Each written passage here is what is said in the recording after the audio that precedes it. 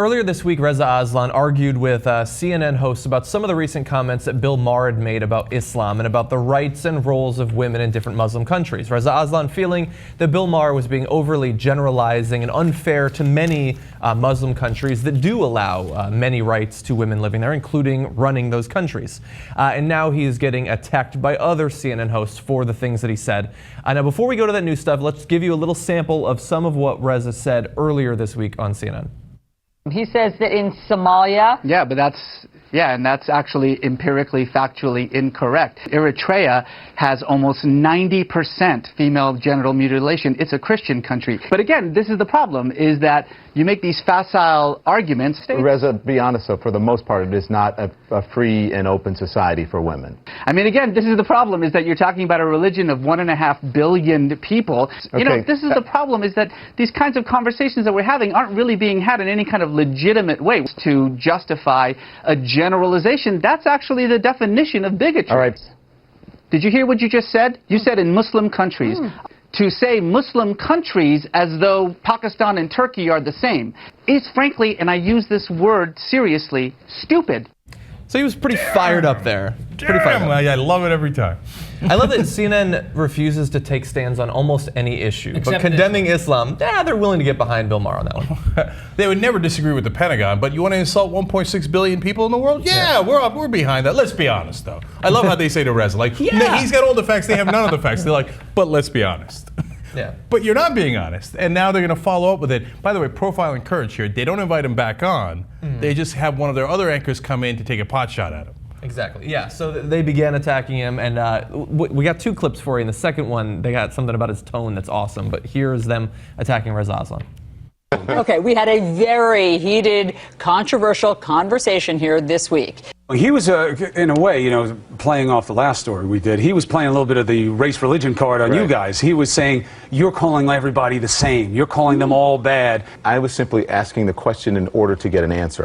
Reza, he apologized on Twitter. Well, he apologized because during the course of it, he said that the question was stupid, and it implied that I was stupid, and he immediately apologized. And I don't actually need an apology. I think that we need to be able to ask the questions, even controversial questions, even questions that you might deem as stupid, because then it allows for the conversation. But I also want to say that it was interesting that Reza used the example of Indonesia, where he was saying they treat women, fairly, because it was just last weekend that one province in Indonesia, Aceh, allowed legally caning of homosexuals. Yeah.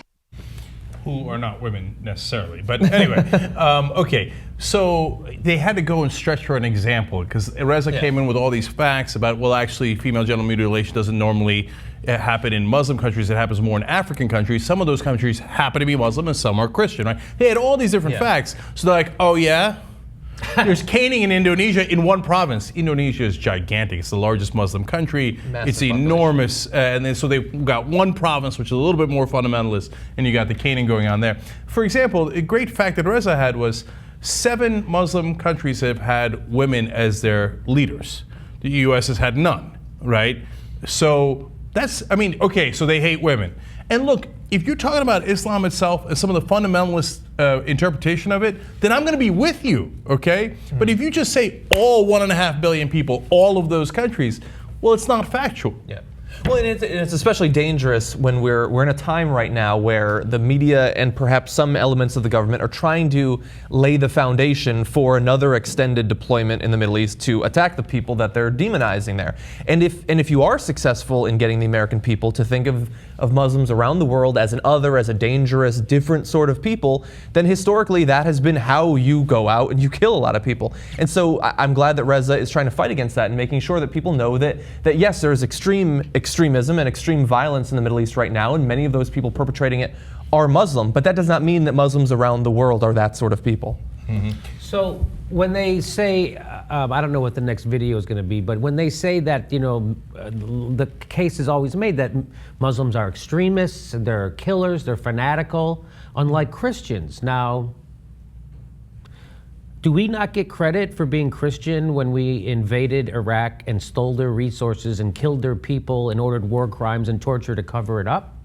Does that not count as us being Christian? Because George Bush was a born-again Christian. He even said crusades during. So I would say that probably the biggest terrorist country in the world, and this is going to make sure I'll never be president when I say this, would be the United States. If you go from that kind of who's been blowing up the most people and killing the most people illegally, that would be the United States, right? I don't know, since 9/11, we've bombed 7 different Middle East countries now.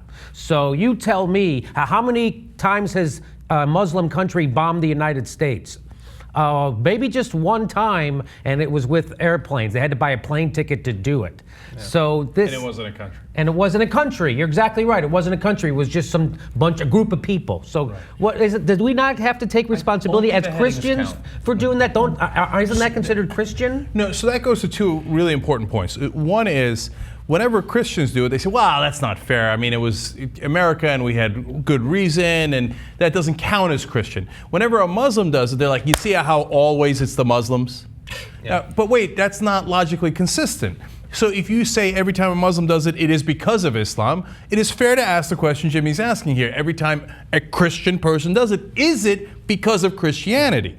You can't say, no, it's never because of Christianity and it's always because of Islam. That's not logically consistent. Yeah. So the real answer is you go case by case. Did that person act for religious fundamentalist reasons? Did he not do that or did he do it for other reasons? And oftentimes we start war for greed, not for religion, right? So those are 2 main reasons. Fundamentalism and greed is why we start the wars. Now, there's a good argument to be made that Bush did mainly for greed, but there's an argument to be made that it was also partly because of fundamentalism. He told the leader of France, Gog and Magog are supposed to come out of Iraq, and I have to go fight them. And they had to look it up in France, what the hell Gog and Magog was. It's apparently in the Bible, and they couldn't believe that the president of the United States had lost his mind. But that's not necessarily a Christian thing. I saw an episode of Cosmos about that. Johnny Pie. And then one more thing to what both John and Jimmy said. So we have disparate power in terms of weaponry, right? So when we drop bombs on people, when we shock and awe them, and we do Tomahawk missiles and drone strikes, those don't count as terrorism, Jimmy, right? But they don't have as big a weapons, so when they use a knife or box cutters or whatever they have at their disposal, we say, goddamn terrorists, right? So again, let's be logically consistent. So you kill civilians, we kill civilians. Well, what is it when you kill civilians? No, for us it's collateral damage. For you, you're a dirty terrorist, right? And so you kill people one at a time because that's all you have the resources for. We kill them thousands at a time, but you're worse than us because we saw you do it. We saw the video of it. When you see the video of my bombs, you don't actually see the kids blowing up. You see, it seems like a cool video game, right? But in reality, there's a lot that is similar. There's things that are different, but you have to be logically consistent. When you look at the press and you think, okay, the press have been targeted by Muslim extremist organizations to radicalize them. If you look at 9/11, where did it happen? It happened in New York City, media capital of America. 2 weeks later, anthrax was sent out. Who is it sent to? Journalists. If somebody was reporting over in the Middle East and they've been kidnapped, Laura, what's her name, in Egypt, who got sexually assaulted in Cairo, cutting journalists' heads off. It specifically targets the press because the press then can be counted on to overreact and get people crazily upset. So this is a great point, Wes. But all in the same. I think there is a quintessential difference between Islam and Christianity and its effects. If you look at, in organizations, you don't have the same kind of, like, let's not kid ourselves, the KKK was a Christian organization. I mean, it was. No doubt. And that's the closest analogy you can have for most of the extremist Muslim organizations. They're their kind of culture's equivalent of the KKK at that time. People who come in the middle of the night, they harass you, they scare you, they burn your house down. Sometimes they plant a bomb there. That's exactly what it is for them. But we don't look at it that way. We look at it as monolithic. Because on a certain level, the terrorists want you to look at it as monolithic. Because they know it's like when the wars happened and they began in Yugoslavia, okay? There's a big peace march in Sarajevo. And what happened? Well, the Serbs used snipers to kill people in the peace march because they knew if they did that, they could, polarize the community faster and get people to line up faster. So that's also part of a terrorist strategy, is to change people's opinions versus the other group, so that people clash. So when you lump them in all together and you say Muslims, you're actually significantly helping the terrorist cause, because that's exactly how the terrorists want you to see the world. All the Muslims come to my side because you see they blame you anyway for what I did. They're at war with you anyway, right? So join that war. I want all 1.5 billion of you to join me, otherwise we're not going to be able to win anyway because they have more bombs. So you couldn't help the terrorists more than when you say all Muslims. So look at how personal they make it in regard to Reza Aslan in the second clip. He realized the moment you call someone a name, you lose the argument, and that's why he apologized to. But also his tone was very angry, so he wound up kind of demonstrating what people are fearful about when they think of the faith in the first place, which is the hostility of it. Do you therefore want to generalize? Of course not. But you do want to call a situation what it is. It's not a coincidence that ISIS begins with an I. Right. I mean, that's what's going on in that part of the world. So all Muslims are the same, and he's as bad as all the rest. Yes, because because the Muslims have a hot temper. You know, unlike the Christians, like Mike Ditka, they don't have a hot temper. He jihaded all over them with stats. Unlike the Italians, like Cuomo. The Italians don't have a temper at all.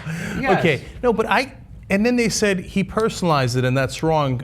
And then they just personalized it. They said, look at how the angry Muslim, you see that? It's jujitsu. But we showed you the clip. We did a whole segment on it before. We just showed it to you again. He came with facts. Yes. So like, as he was giving the facts, he was a little frustrated that they kept asking the same stupid question over and over again. I suppose he was supposed to be a little bit calmer. Now I say that and I'm a little emotional. That's because I was born Muslim. So, you know, right? Yeah, that's right. That was one of the saddest things I've ever seen. To not bring him on, to bring in Chris Cuomo on there, to do a character assassination of Reza Aslan because he humiliated them by being so right. And this is, by the way, how you get eliminated from television. Yes. I mean, I'd like to see if they bring Reza Aslan back on. I'm very curious about that. Because there he burned some bridges by being so right. Well, they're terrified that if they have him back on, they might actually see a bump in ratings for the first time in years and years. No, that's what I said. If it gets ratings, they'll bring him back on. So if this gets passed around and becomes a viral clip or something, which but it did. Our clip about that discussion they had gets more views than most CNN shows do on most nights. No, but they don't want to have that debate. Yeah. Okay. So look, the final thing on this is that what's driving me crazy is that they're missing the whole point, right? So what part of what Reza's saying, certainly what we say on this show, is look at the root cause. The root cause is there's two reasons why we start wars. One is greed, whether it's financial, Halliburton gets 5-time increase during the Iraq War, yada yada. We've been over that, right? Sometimes it's greed for a little bit more territory. I'd like a little bit more territory in the West Bank. I'd like some more settlements. Or Ukraine, Crimea, I'd like a little bit more territory. That's greed too, right? And the second reason is fundamentalism, okay? It's not that regular Christians or Jews or Muslims want to start wars. Generally, they don't want their kids to die. They want peace. They want to be left alone. They want a good job, right? But fundamentalists think, no, my religion is better than your religion, and I'll go to war to prove it, okay? So ISIS is fundamentalist to its core, as fundamentalist as it gets. And they think, I'm going to take this land for the Islamic Caliphate, right? We got some fundamentalists in our Army, in the Air Force, for example. We had the guy, general, who said, my God is bigger than their God. General Boykin, that's right, okay?